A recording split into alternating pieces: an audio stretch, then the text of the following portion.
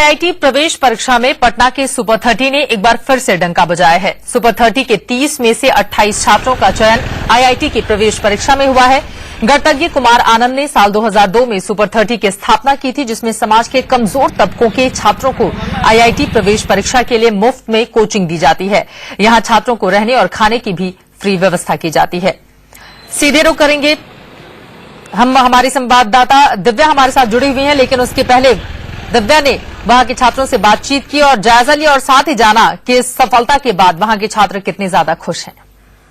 IIT में एक बार फिर सुपर 30 ने अपनी सफलता का परचम लहराया है और हमारे साथ इसके संचालक आनंद कुमार जी, उन्हीं से सीधे बात करते हैं। आनंद जी, कैसा लग रहा है आज? बहुत अच्छा लग रहा है, बहुत खुशी हो रही है कि हमारे पास जो भी बच्चे थे उसमें से 28 बच्चों का आईआईटी में हुआ है, बाकी 2 बच्चे भी कहीं न कहीं अच्छे एनआईटी में जा रहे हैं। इस सफलता से हम लोग काफी उत्साहित हैं। तो ये बताइए, कैसे चयन करते हैं, कितना मुश्किल होता है? काफी मुश्किल होता है इस तरह के बच्चों को खोजना। पहले तो हम लोग अपने भाई के माध्यम से, सहायता से, और हमारे और शिक्षकगण हैं उनके सहायता से हम लोग खोजते हैं कुछ बच्चों को, और उन बच्चों का फिर 1 घंटे का टेस्ट लेते हैं और फिर पता करते हैं कि सही में आर्थिक मुश्किलें उनके पास हैं या नहीं। इस तरह से बच्चों का चुनाव किया जाता है। अभी जो पैटर्न बदला है आईआईटी का, तो नॉर्मल सीबीएसई स्टूडेंट के लिए काफी मुश्किल हो रही है, और तो बिहार बोर्ड के जो स्टूडेंट है वो कैसे कम्पीट कर, आप इसके लिए कुछ क्या कर? बिहार बोर्ड के लिए बच्चों को काफी मुश्किलों का सामना करना पड़ता है, लेकिन सबसे महत्वपूर्ण हौसला का ये खेल है। हम लोग बच्चों को उत्साहित करते हैं, भोलू रिक्की की कहानी सुना के, कई कहानियों में पढ़ा के, और बच्चों में ये जोश भरने का प्रयास करते हैं कि तुम कुछ भी कर सकते हो। बेसिक ज्ञान का रहना तो जरूरी है, उन बच्चों में बेसिक ज्ञान रहे, इसका हम लोग प्रयास करते हैं और बच्चे क्वालिफाई करते हैं। आज कैसा महसूस कर रहे हैं? आज बहुत अच्छा महसूस कर रहे हैं। हम चाहते हैं कि बच्चे और ज्यादा से ज्यादा आए और सुपर 30 में बच्चों की संख्या कुछ अगले साल बढ़े। संख्या बढ़े। साथ बात करते स्टूडेंट्स के लिए आज कैसा खुशी का दिन है, कैसे एंजॉय करोगे और कैसे इस दिन को मनाओगे? सबसे मैम, मेरे मम्मी पापा बहुत खुश हैं, तो मुझे इस बात की सबसे ज्यादा खुशी है कि मेरे मम्मी पापा आज बहुत खुश हैं मेरे इस रिजल्ट को लेकर। कैसा लग रहा है आज आपके स्टूडेंट?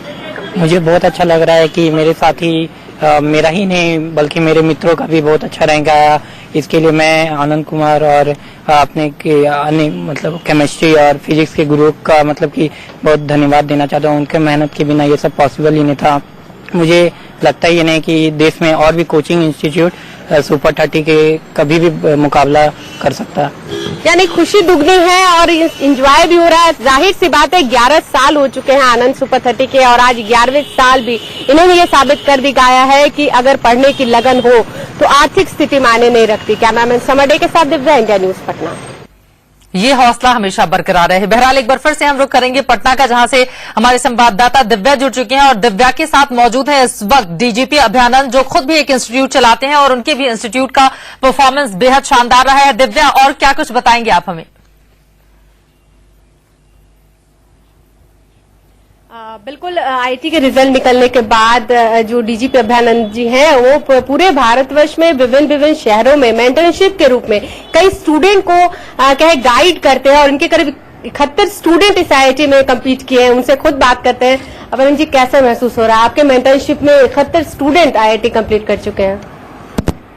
हम लोगों ने एक प्रयास किया है कि जिन बच्चों में मेधा है और जिन बच्चों के पास पैसा नहीं है, पैसा दे करके वो नहीं पढ़ सकते हैं प्रोफेशनल कोचिंग इंस्टीट्यूट्स में, उनको हम मदद करें, चुन करके लाएं, और समाज से जो पैसा आता है वो समाज के लोग दें या पब्लिक सेक्टर दे, या कभी कभी कोई कम्युनिटी कर रही है अपने लिए, तो उस तरह के लोगों का एक समूह है जिसमें ये कार्रवाई हो रही है। अच्छा लगता है, और मुझे तो ऐसा लगता है कि आने वाले 10 वर्षों में एक बहुत बड़ी ताकत बनेगी उन बच्चों की जो सामूहिक रूप से समाज के प्रति कृतज्ञ होंगे कि उन्हें समाज ने मदद किया एक ऊंचाई तक आने में, और फिर वो समाज को कुछ वापस दे पाएंगे।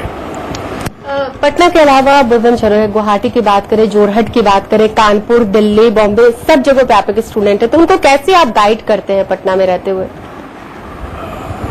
मेरा काम मेंटरशिप का है। उनको अगर किसी टॉपिक में दिक्कत होती है तो एक वीडियो कॉन्फ्रेंस हमने अपने घर में लगाया। जो पब्लिक सेक्टर अंडरटेकिंग्स हैं उन लोगों ने इसकी व्यवस्था की है, और वो चूंकि एक ही घर में रहते हैं, उनके पास भी वही व्यवस्था है अदर साइड में, तो वो इंटरैक्ट करते हैं और लाइव इंटरैक्शन होता है, लाइव क्लासेस हो जाते हैं।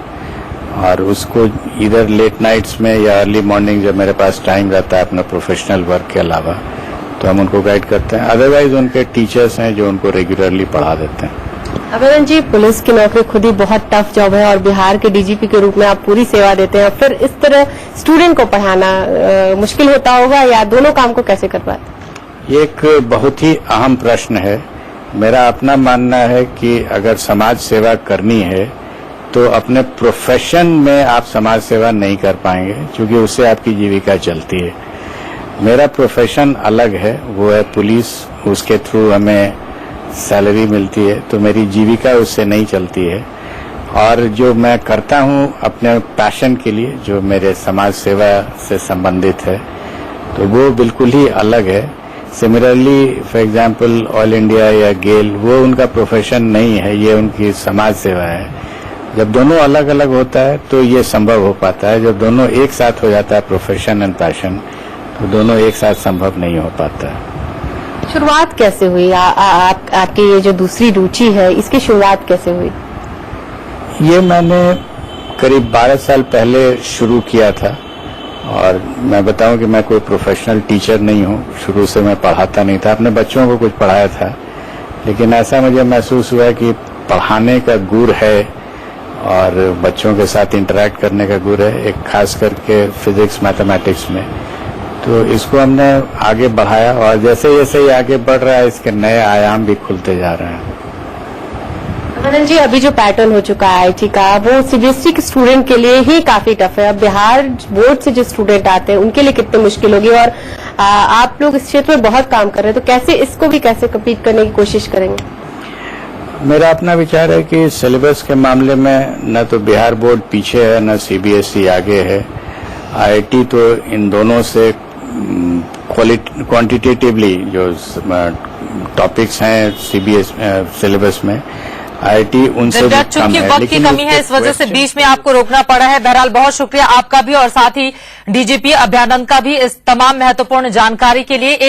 एक एग्जाम्पल सेट किया गया है इन लोगों की ओर से, और जाहिर तौर पर हम सब लोगों के लिए एक सीख भी है कि अगर हम कुछ करना चाहें तो बहुत आराम से कर सकते हैं। और उन लोगों के लिए खासतौर से जिनकी राह में पैसे हमेशा रोड़ा बन जाती हैं, उन्हें कैसे हम समाज की मुख्य धारा से जोड़ें और आगे बढ़ाने का काम करें, वही काम डीजीपी अभ्यानंद और कुमार आनंद की ओर से इस वक्त बिहार में किया जा रहा है।